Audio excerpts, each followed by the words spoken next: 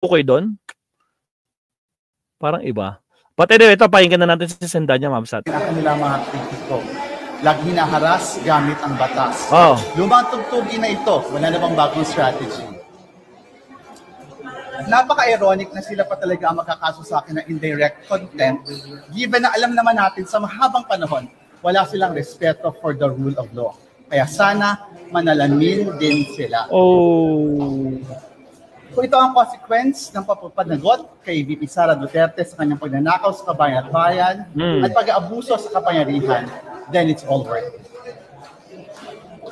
Sir, kasi parang yung sinasite nila yung Supreme Court of the Vice President, parang yun yung point out nila na they are arguing merits in direct contempt. How do you respond? How do you respond to that? Covered by ng freedom of speech? How do you respond? In that moment, given the political context, I stand by with that very apt description. So you say na cuddler talagang Supreme Court ng mga Duterte? It was a description. Description, pero you're saying it's true. Are you putting it, kasi yun yung contention ng case nila eh. You're saying na you're the cuddler of the Supreme Court is a cuddler of the Dutertes, kahit na hindi naman lahat sila appointed by the Dutertes, by President Rodrigo Duterte. Well, the ponenting of the case is a Pinoy appointee. I stand by my statement. It's a description of the moment. Sir, can you, given what you said, at baka, hindi ba, are you not concerned na baka lalong, hindi na i-reverse ng Supreme Court yung kanilang decision kahit mag-file pa ng MRA? Sa dulo kasi, parang wag natin gamitin itong mga ingay na ito for the Supreme Court to do the right thing, and that is to stand by the Constitution. Okay. Wait lang. Ito na guys, solid to. Ang pagtatanong sa... Ito na. Sumagot na si Gadon, mga kabsat, no, dito kay Topacio. Ulol daw. Oh. Kung ang pagtatanong sa accountability ng isang public official ay asong ulol, ano naman ang mga taong mga tanga at mga bobo? Talagisto si Atty. Gadon, mga kabsat. Sige, sa palpal ulit. Na ninanakawan na ay wala pa ring kibo at kumakampi pa. Ang tawag sa mga yan ay mga asong, mga tanga at bobo. Saan napunta yung confidential funds na winaldas ni Sara? Di ba? Hindi niya maipaliwanag doon sa Kongreso, sa hearing sa Kongreso kung saan napunta ng talagang katotohanan ang pondo na ito. 625 million, daan-daang milyon na mga confidential funds na pati si Mary Grace Piatos at si Chel Jokno ay mayroong pangalan at mayroon pang more or less mga 900 na mga pangalan. Secretary, 1,000, libo-libong pangalan, hindi lang 900, libo-libo ang pangalan. Ongoing pa nga eh, may nagkuhan pa sila, may bine-verify pa sila, hindi pa tapos yun. Na mga peke, na mga walang birth certificates na in-issue ang PSA. At hindi lamang yan. Saan ka ba naman nakakita ng abogado na nanuntok ng sheriff na sasabihin nyo na kinakampihan nyo pa at magpapahukay sa libing ni late President Ferdinand Marcos Sr. at magpapapatay kay BBM at kay Lisa at kay Martin. Sinagad-sagad na talaga ni attorney talaga si Secretary Gadon, no? My goodness. Sige, banat pa, Secretary. At magmumura ng PI sa mga ito. At pinagtatanggol nyo pa, kayo ang asong ulol. Hindi lang ulol, mga bobo, mga tanga, mga estupido. Saksakan kayo ng bobo. Sa club, tumatawa tuloy si Naomi Putragis. Grabe ka pusit, sabi ni Aurelia. Nako po. Ang lutong malutong talaga, Wesley Mateo. Ang hinahanap ko ay accountability, public accountability for public trust. Kayo naman, kampi lang kayo ng kampi kasi mga tanga at mga bobo kayo. Yan si Atty. Ferde Topacio, kaibigan ko yan. Best friend nga daw kayo eh, di ba? Magkadikit, sanggang dikit kayo eh. Style niya talaga mag-ingay. Bakit? Kasi kung hindi siya mag-iingay, wala siyang kliyente. Yun lang. Kaso yung mga kliyente niya, Pero itong mga kliyente niya, mga biktima yan, akala magaling ang kanyang depensa dahil kasi maingay, pero lahat sila nakakulong. Tragis, totoo yun. Totoo yun. Real talk yan. Secretary Gadon. Lahat ng kliyente niya, nakakulong mga kakabsat. Di ba? Totoo naman, di ba? Real talk yun.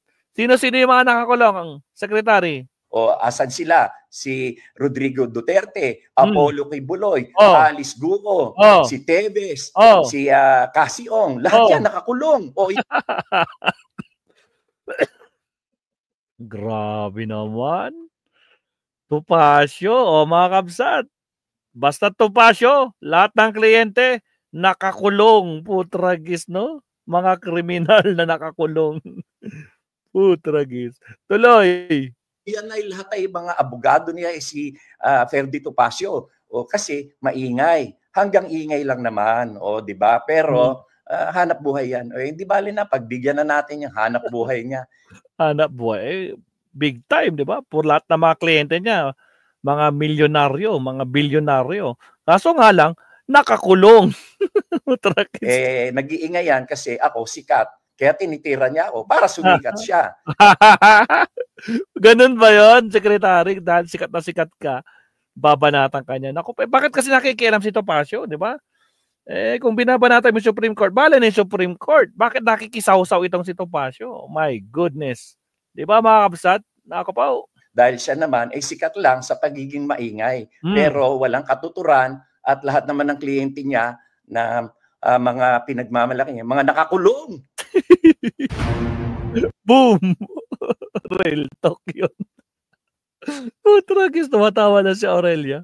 Totoo yun. Mga kabsat. Walang joke doon. No joke yun. Totoo. Diba? No joke. No joke. Di ba? Totoo naman. Nakakulong lahat ng mga kliyente niya. Oh my goodness. Topacio. Anong sagot ni Topacio dito? Accountability. Wait lang ito. Meron pa pala to. Si Sendanya. Pushback. It's both an honor and a great responsibility.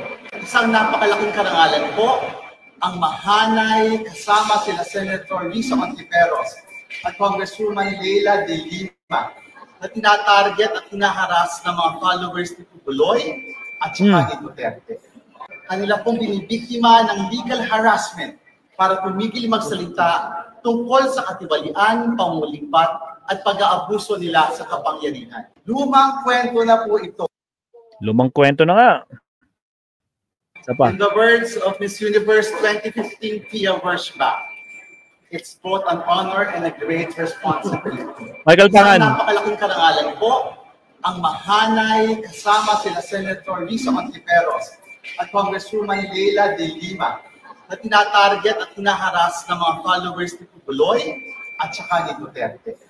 Kanila pong binibiktima ng legal harassment para tumigil magsalita tungkol sa katiwalian, pangulipat at pag-aabuso nila sa kapangyarihan. Lumang kwento na po ito. Wala na bang bagong strategy? Napaka-ironic na makasuhan ng indirect contempt ng mga ito na alam naman natin sa kanilang record sa presinto, wala namang respeto sa rule of law. Manalamin po sila. Sila pa talaga ang nagkaso ng contempt. Kung ito ang consequence ng pananagot kay VP Sara Duterte sa kanyang pangulipat sa kaban ng bayan at pang-aabuso sa kapangyarihan, again, I am at peace. Kung ito po ang halaga at bayad sa ating paninindigan para sa katotohanan at katarungan, caring-carry naman. Kasi sa dulo, ang mahalaga, panindigan para sa taong bayan. Alright. Wala na bang bagong strategy? Napaka-ironic na makasuhan ng indirect contempt. Punta natin si Professor. Naka-live siya kayo guys, no? Pero may share siya dito eh. Ito. To those rising hell over the criticism of Supreme Court decision, these are not edicts from heaven.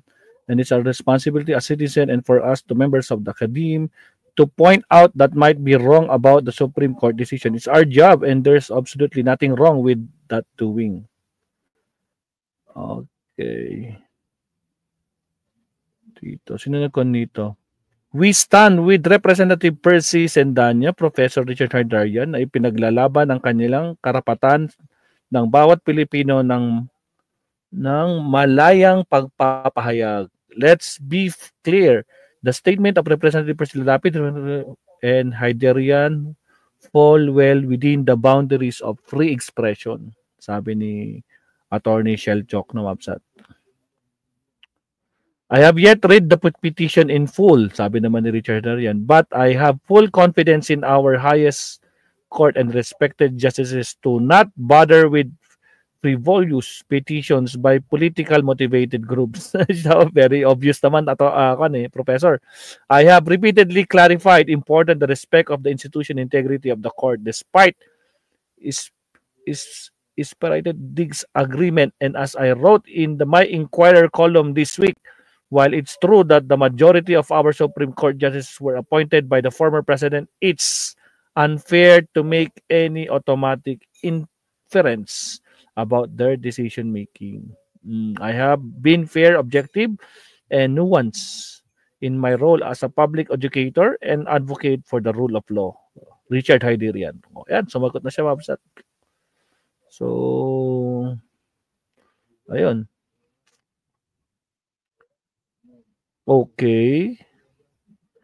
Ngayon, puntahan natin si Topacio, website. Topacio, ano nangyari sa'yo? Tingnan natin. Anong nangyari kay Topacio? Hindi. Ito na yung interview ni Topacio. Hindi yan yun. Oho, wag yan. Kanina. Attorney is my friend. In fact, we often do concerts together. But, comrade Larry, I'm sorry. This is no laughing matter. I am an officer of the court. And as such, it is my duty to defend the honor. Bakit ikaw sumisip-sip? Sumisip-sip sa Supreme Court, no? No? And reputation of the Supreme Court. Pinagtatanggol niya yung Supreme Court. I challenge Attorney Topacio to a one-on-one voice and singing competitions for a cause. Funds raising just like General Torre. Ay, ganun ba? O, di ba? Best friend naman kayo. Di, mukhang kakasa naman siguro dito. May ganitong eksena pala. O ba? Saan si Topacio? Walang video. Teka, naghanap ako ng video eh. Baka may video si Topacio. Napanood na natin kanina kasi to. Sinare ko na sa inyo to. Wait lang. Wala bang Topacio Tugadon?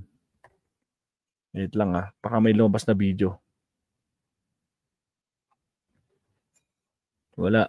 Ganun. Inamo ni Attorney Topacio ng isang sing-off for a cause. Oh, tragis. Aha. Oh, yun eh. 9 hours ago. Oh, ito. Pakinggan natin.